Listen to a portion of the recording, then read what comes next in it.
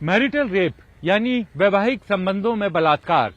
जी हां, सुनने में यह अजीब भले ही लग सकता है, लेकिन ये इतना बड़ा सवाल है जिसका जवाब तलाशने में पूरी दुनिया पिछले 150-200 सालों से जूझ रही है। दुनिया के कई देशों ने इस सवाल का जवाब तलाश भी लिया, लेकिन दुनिया का सबसे बड़ा लोकतंत्र यानी हमारा देश भारत अभी तक इस सवाल का जवाब नहीं तलाश पाया है। सवाल यही है कि क्या वैवाहिक संबंधों के बीच भी यानी कि शादीशुदा आदमी और उसकी पत्नी के बीच भी बलात्कार जैसा अपराध आ सकता है। ये सवाल इसलिए भी महत्वपूर्ण है क्योंकि दिल्ली हाईकोर्ट ने इस सवाल का जवाब तलाशने की कोशिश की थी, लेकिन दिल्ली हाईकोर्ट के 2 जजों की इस मसले पर राय अलग अलग थी, जिसके बाद अब ये मामला आ पहुंचा है देश की सबसे बड़ी अदालत यानी सुप्रीम कोर्ट के पास। अब सुप्रीम कोर्ट ने इस मामले को सुनने से कहा है कि मंजूरी दे दी है और कहा है अगले साल यानी 2023 की फरवरी में वो इस मसले को सुनेगी। यानी सुप्रीम कोर्ट अब इस मसले का जवाब तलाशने की कोशिश करेगी कि 2 वैवाहिक लोगों के बीच यानी पुरुष और महिला के बीच अगर वो शादी कर लेते हैं तो क्या उसके बाद भी उनके बीच बलात्कार जैसी अपराध हो सकता है। क्या पति अगर अपनी पत्नी के साथ जबरदस्ती कोई वैवाहिक संबंध बनाता है, क्या उसे बलात्कार की श्रेणी में रखा जा सकता है। अगर हम इतिहास की तरफ देखें तो अपराध जो बलात्कार का अपराध है उसके बारे में कई तरीके की बातें की जाती रही, लेकिन सर मैथ्यू हेल जो 1609 से 1676 तक जिनका जीवन काल रहा, लेकिन उनकी मृत्यु के बाद उनकी एक किताब सामने आई थी 1736 में, history of the please of the crown. उसमें उन्होंने लिखा था अंग्रेजी में, the husband can not be guilty of A rape committed by himself upon his lawful wife and for by their mutual consent and contract the wife had given herself in this kind into her husband which she cannot retract। यानी उनका साफ कहना था 1736 में इस किताब में कि एक पति को कभी भी अपनी पत्नी के बलात्कार के लिए दोषी नहीं ठहराया जा सकता, क्योंकि जब भी कोई शादी का संबंध बनता है तो म्यूचुअल कंसेंट और कॉन्ट्रैक्ट के साथ वो शादी होती है और उसमें पत्नी अपने आप को अपने पति को सौंप देती है। दरअसल समस्या यहीं से शुरू होती है, क्योंकि जो इस अपराध को बलात्कार यानी वैवाहिक संबंधों में बलात्कार को अपराध की श्रेणी में लाना चाहते हैं, उनकी सबसे बड़ी दलील यही है कि दुनिया भर में महिलाओं को सदियों से दबाया जाता रहा है वैवाहिक संबंधों के नाम पर, और जब शादी के बाद आमतौर पर पति उसके साथ मारपीट करता है, कई तरीके के अपराध करता है और कई बार जबरदस्ती संबंध भी बनाता है। तो अगर मारपीट के अपराध में एफआईआर दर्ज होती है तो अगर कोई जबरदस्ती अपनी पत्नी के साथ संबंध बनाए और उसके साथ जबरदस्ती करे तो उसे बलात्कार की श्रेणी में क्यों न रखा जाए। दरअसल अगर हम भारत के कानून की बात करें तो भारत के कानून में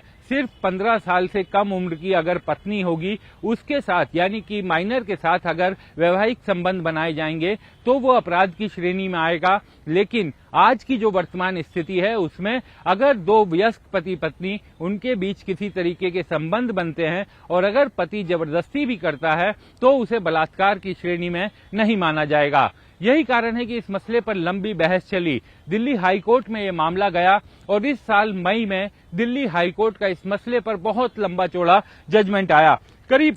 400 पन्ने का वो जजमेंट था। 393 पन्ने अगर हम स्पेसिफिक हो जाएं तो 393 पन्ने का जजमेंट था और जस्टिस राजीव शिकदर और जस्टिस सी हरिशंकर की बेंच का ये फैसला था। हालांकि बहुत बड़ा ये इस फैसले की तरफ पूरी दुनिया की निगाह लगी हुई थी, क्या भारत में क्या मैरिटल रेप को बलात्कार घोषित किया जाएगा या फिर बलात्कार की श्रेणी से बाहर ही रखा जाएगा। इस सवाल पर दुनिया भर की निगाहें थी, लेकिन 2 जजों की खंडपीठ का फैसला स्प्लिट आया, स्प्लिट वर्डिक्ट था उनका, दोनों की राय अलग अलग थी। जस्टिस राजीव शिकदर का कहना था कि ये मामला पूरी तरीके से अपराध की श्रेणी में आना चाहिए, ये गैर संवैधानिक है और इसमें महिलाओं के अधिकारों को छीना जाता है। जबकि जस्टिस हरिशंकर का ये कहना था कि इसे गैर संवैधानिक नहीं कहा जा सकता और इसे अगर अपराध की श्रेणी में रखेंगे तो कई तरह की नई दिक्कतें सामने आ जाएंगी। जाहिर बात है भारत की सामाजिक विरासत और समाज को देखते हुए कई तरह की दिक्कतें भी थी। जस्टिस राजीव सिकदर ने ये कहा था कि ये बड़े दुख की बात है कि महिलाओं को 150-200 साल के बाद आज भी अपने इस अधिकार के लिए लड़ना पड़ रहा है और आज भी वो न्याय के लिए गुहार लगा रही है, लेकिन हम उसे न्याय नहीं दे पा रहे हैं। उन्होंने ये भी कहा कि मैंने अपने साथी जज को अपनी राय से मुतल्लिक करने की कोशिश की थी, लेकिन अफसोस हम ऐसा नहीं कर पाए। और जस्टिस हरिशंकर ने अपने अलग जजमेंट में कहा था कि अगर हम इसे मैरिटल रेप की श्रेणी में रखेंगे, अपराध की श्रेणी में रखेंगे, तो ये गलत होगा। अब अगर हम पिछले इतिहास की बात करें दुनिया में, तो पीटर रसल, जिन्हें 1950 में नोबल पुरस्कार मिला था लिटरेचर में, उन्होंने अपनी किताब में 1929 में उनकी किताब आई थी जिसमें उन्होंने लिखा था कि जो इसमें महिलाओं की खराब स्थिति के बारे में लिखा था। उन्होंने ये कहा था कि marriage is for a women, सब अगर उसे कहा जाए कि मैरिज को महिलाओं के लिए, उन्होंने कहा था कि जीवन यापन का सबसे आसान तरीका बना दिया गया है और जिस तरीके का, जिस लेवल का पूर्व महिला उसके कारण अपने जीवन भर में दुख भोगती है वो बहुत ज्यादा है और कई बार अनडिजायर्ड सेक्स यानी ना चाहते हुए भी उसे सेक्स करना पड़ता है अपने पति के साथ, जिसका अनुमान नहीं लगाया जा सकता। ये उस किताब में बाकायदा लिखा गया था और ये भी लिखा था कि कई बार तो जो विवाहित महिलाएं हैं वो अपनी मर्जी के बिना एक शादीशुदा जीवन काल में इतनी बार शारीरिक संबंध बनाती हैं जो शायद प्रोस्टिट्यूट्स ने भी उतना अपने जीवन काल में ना किया हो। हालांकि ये बहस का विषय, इस पर बहस हो सकती है, लेकिन उन्होंने उस समय अपनी किताब में ये लिखा था। तो जाहिर बात है कि लंबे समय से बहस चलती आ रही है और दुनिया भर के तमाम देशों में जैसे जैसे 19वीं शताब्दी की शुरुआत हुई, दुनिया के तमाम देशों में इस पर बहस शुरू हो गई। महिला अधिकारों की बात ज्यादा होने लगी और महिला अधिकारों से जुड़े हुए लोगों की ये बात सामने आने लगी। उनका ये कहना था कि महिलाएं आज समाज में पुरुष के बराबर कंधे से कंधा मिलाकर आगे चल रही हैं और अगर वैवाहिक संबंध भी हैं, आपकी शादीशुदा जिंदगी भी है और अगर उसमें भी पति जबरदस्ती से संबंध बनाता है तो उसे बलात्कार की श्रेणी में लाया जाना चाहिए। दुनिया भर में बहुत बहस चली, दुनिया के कई देशों में लंबे आंदोलन हुए और शायद ये सोवियत यूनियन, तत्कालीन सोवियत यूनियन पहला मुल्क रहा जो शुरुआती मुल्क रहा 1922 में जिसने इसे क्रिमिनलाइज किया, यानी कि वैवाहिक संबंधों में भी अगर पति अपनी पत्नी की इच्छा के विरुद्ध संबंध बनाता है तो उसे आपराधिक श्रेणी में रखा गया। और धीरे धीरे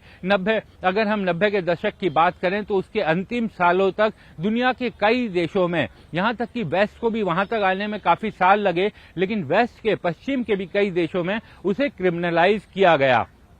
तो दुनिया के कई देशों में अब मैरिटल रेप जो है वो क्रिमिनलाइज है। ऐसे में बात जरूर उठती है कि भारत जो दुनिया का सबसे बड़ा लोकतंत्र है वहां पर क्या व्यवस्था होनी चाहिए। लेकिन जैसे कि हम बता भी रहे हैं कि दो राय पूरे देश में बटी हुई है। एक पूरा वर्ग है जो ये कहता है कि अब समय आ गया है, महिलाओं को उनका ये ड्यू अधिकार मिलना चाहिए जिसके लिए वो लंबे समय से आंदोलन कर रही हैं। घरों में महिलाओं की इच्छा के विरुद्ध अगर उनका पति उनसे संबंध बनाता है तो उसे बलात्कार की श्रेणी में रखा जाना चाहिए। वहीं दूसरी ओर एक और बड़ा वर्ग है जिसका ये कहना है कि अगर ऐसे संबंधों में बलात्कार जैसे अपराध की एफआईआर होने लगी तो घर टूटते हुए देर नहीं लगेगी। और कई बार ऐसा भी होता है कि मामूली झगड़े में अगर किसी पत्नी ने अपने पति के खिलाफ झूठी शिकायत कर दी कि उन्होंने उनकी इच्छा के विरुद्ध संबंध बनाए हैं, तो जांच कर कैसे होगी, कैसे उसमें तफ्तीश होगी, कैसे ट्रायल चलेगा, ये कई ऐसी चीजें हैं जिनको लेकर के उस तबके का अपना जायज डर है।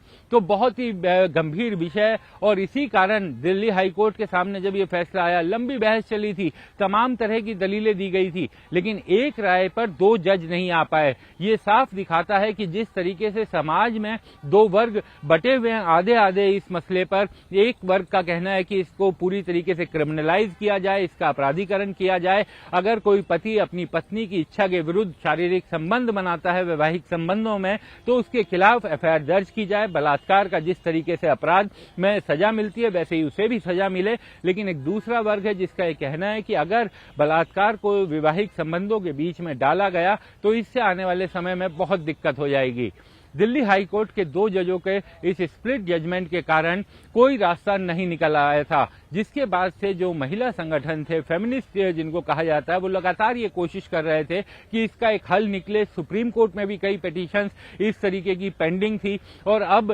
सुप्रीम कोर्ट ने आज ये फैसला किया है कि इस मसले को वो सुनेगी, यानी कि एक कदम अब आगे बढ़ा है कि इस मसले का, इस सवाल का जवाब मिलेगा कि क्या मैरिटल रेप जैसी कोई व्यवस्था होती है, क्या ऐसा कोई अपराध होता है या ऐसा अपराध नहीं हो सकता। सुप्रीम कोर्ट ने कहा है कि इस मसले की जितनी भी पेटिशंस हैं सबको एकजुट करके अब उनके सामने रखा जाए और अगले साल की शुरुआत में यानी फरवरी माह में सुप्रीम कोर्ट इस मसले पर सारी पेटिशंस को सुनेगा। तो ये उम्मीद की जानी चाहिए कि जब सुप्रीम कोर्ट इस मसले को सुनेगा तो कोई हल निकलेगा, क्योंकि दिल्ली हाई कोर्ट के फैसले से एक बटा हुआ फैसला आया था, एक ऐसा फैसला आया था जिससे आगे का कोई रास्ता नहीं निकला था। तो ये उम्मीद की जानी चाहिए कि सुप्रीम कोर्ट जब इस मसले को सुनेगा तो इस